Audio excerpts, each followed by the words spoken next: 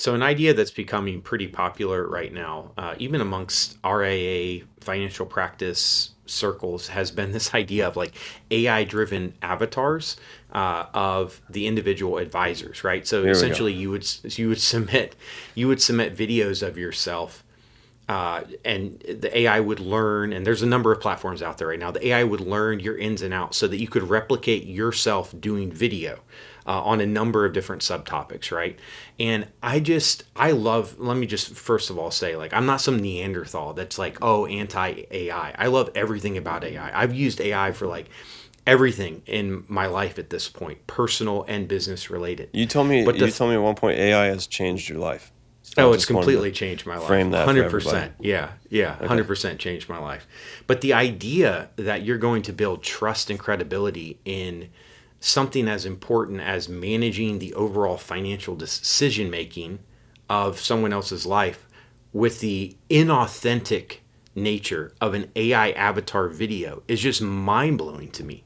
I mean, video is one of the key differentiators right now in the marketing space. Like, just being able to see somebody talking builds trust and credibility. And so the idea that you would take that and build it out as a computer to essentially deliver the information that you could just get on a video right now, like I'm just ranting about, and share with somebody is just mind boggling to me. And I don't like it as an idea. I understand the appeal efficiency wise, but there's so many tools out there right now that can streamline video editing for you. I just don't think it's a good tactic, and I don't like it. And I just wanted to say that. I don't know. How do you feel about it, Steven? Okay, so I don't know. I guess let me just play devil's advocate for a second. And I'm just gonna play devil's advocate because I think I agree Okay. with you, but let's just, if the what's the one? Hey Gen, is that what it's called? Yeah, HeyGen dot Hey AI. Gen is one of the big ones right now. It's being Big one. shared.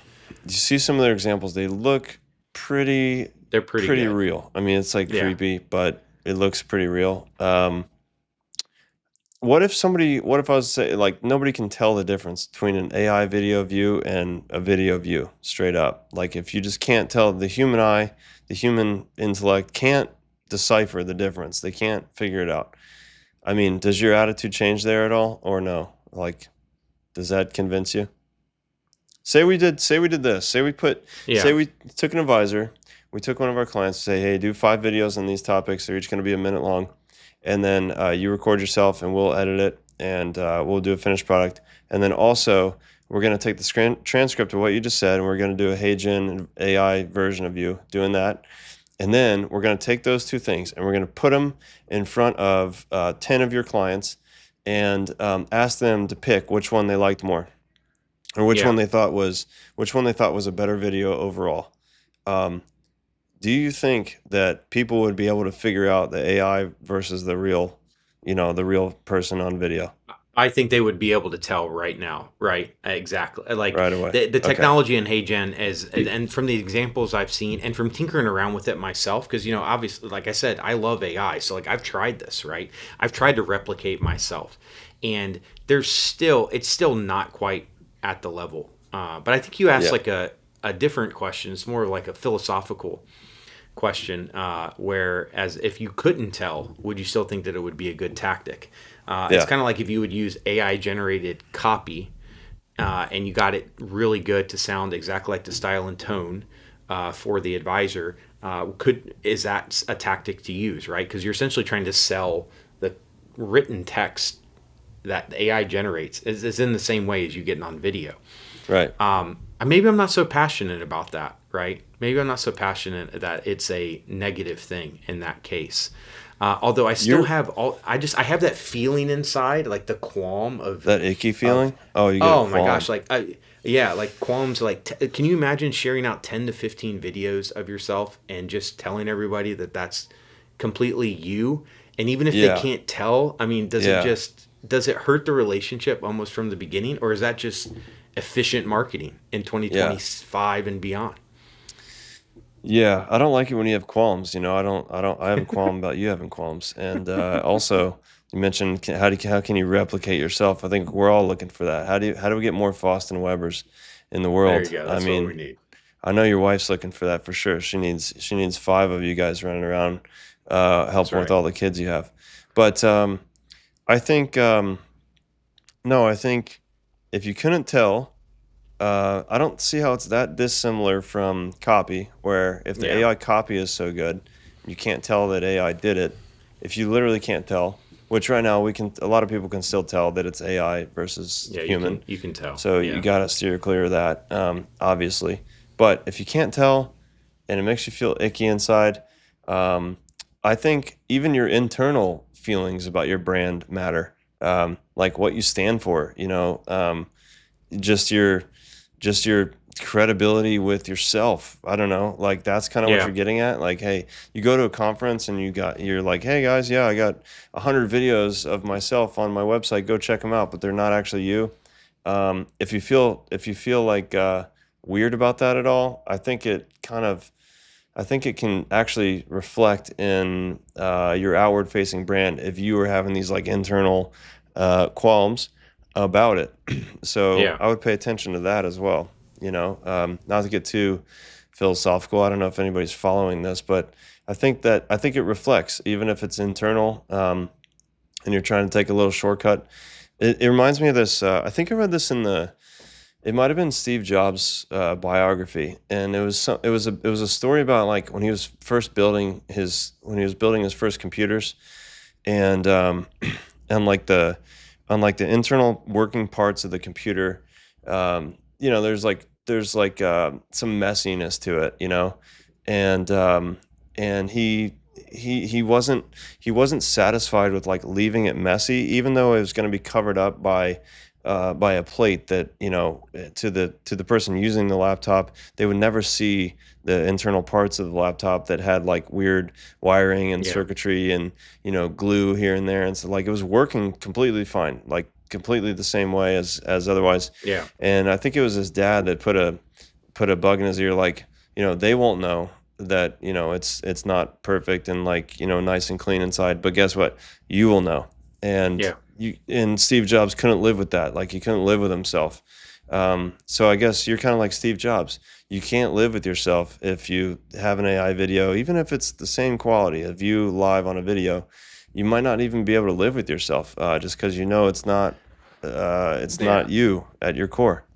Yeah, as much as I appreciate any comparison to Steve Jobs, I would say that I also think like what you get out of those AI videos, even if it's perfect, is just pure polish, right? Just Yeah. perfect, every imperfection whittled away. You get just the perfect version. It reminds me of like when I'm on Zoom and I look at myself on Zoom, and then I'll like go in real life and look at myself in the mirror, and I realize I've got the enhancement effects up so much in Zoom. I'm like a completely different person on Zoom, Okay. right? Yeah. And so it's just the idea like you're putting out a version of yourself, even if it looks like you, it's the perfect polished version of you. And I Yeah. think that there's just a level of authenticity and trust that you miss out on by some of your imperfections.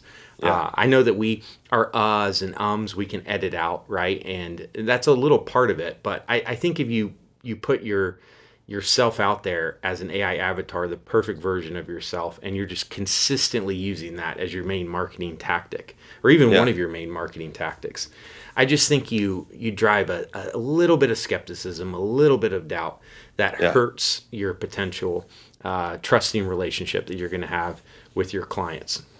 Yeah, and then what's your client? That's what you're putting out there. I feel like it's I don't want to go on this rant about social media, but like it's whatever we put out, there's a lot of things that are put out on social media that aren't real. Like social media is Yeah, not reality, right? And so people are they're they're um they're ironing out any little imperfection of their image or their message or what their actual life looks like, and then they publish, and it's a different representation completely. But for the financial services space, and you as a financial advisor, where it is so personal with your clients, and yeah, you take it so seriously, the credibility and kind of the relationship there, um, what's that person supposed to think when they come in to meet you, like live in the flesh at some point?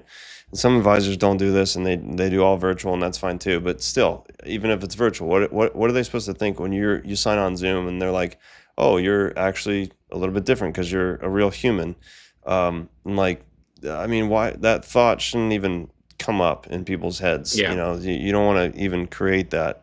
So I think that to me sticks out to me. Like, okay, if you're producing these, HeyGen AI avatar videos, then you sit down with somebody and you're talking about, really personal situation about their finance, like, and you're supposed to be representing, an AI avatar in their mind. It's just weird, right? It just doesn't Yeah. align.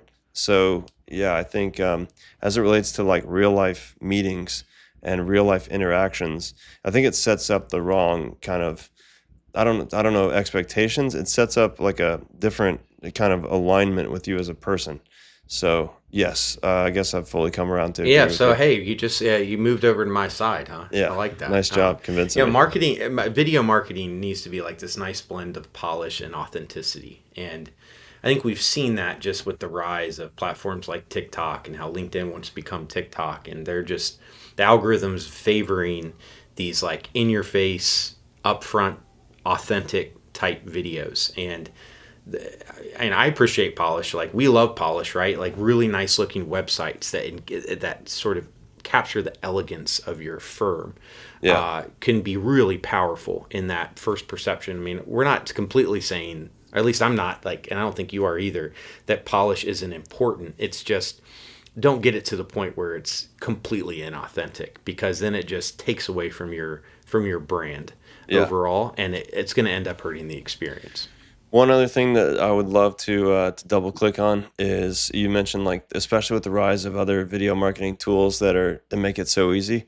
That's true. Even in the last 12 months, if you're doing videos that um, it used to be a heavier lift, I guess, right? To script and record and produce and Oh yeah. publish a video, and that barrier to entry just continues to get lower and lower. So I think, especially with that in mind, to me that's working against the AI avatar argument. Like, your barrier to entry to doing true, authentic, live video marketing is lower and lower. So why would you even need this AI video avatar person anyways? Like, it should just be you because it's easy to be you. So I think that's a really good point too. Like, and then we'll see more and more of that too. Like the video marketing enabled by AI has obviously gotten exponentially better, and will continue to. So I think that's the trend we're gonna keep riding. Love it. All right. Thanks so much, Stephen, for chatting that through with me, and appreciate you coming over to my side. Yeah, Thank you. anytime. All right, Steve Jobs. Talk soon. All right. Appreciate it.